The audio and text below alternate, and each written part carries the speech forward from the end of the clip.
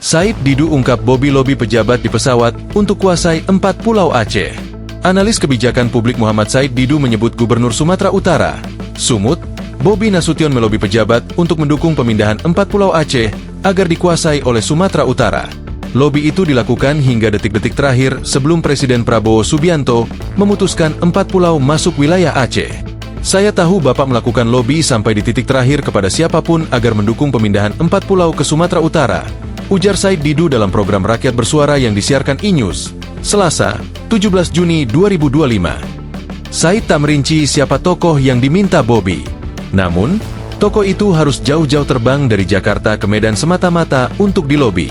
Said Didu juga heran dengan sikap Bobi yang sempat mendatangi Aceh untuk meminta kolaborasi mengurus pulau itu.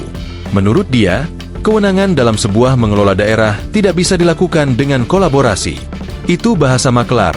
Kolaborasi, masalah bisnis itu. Nggak bisa dibisniskan, itu namanya kewenangan. Dia sengaja di situ, ucapnya.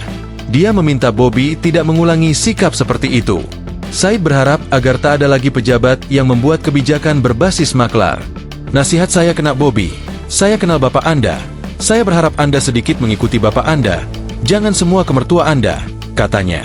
Sementara itu, Gubernur Sumatera Utara, Sumut, Bobi Nasution meminta seluruh warga Sumut untuk legowo atas keputusan Presiden Prabowo Subianto yang telah memutuskan bahwa 4 pulau yang disengketakan masuk ke dalam wilayah administratif Provinsi Aceh.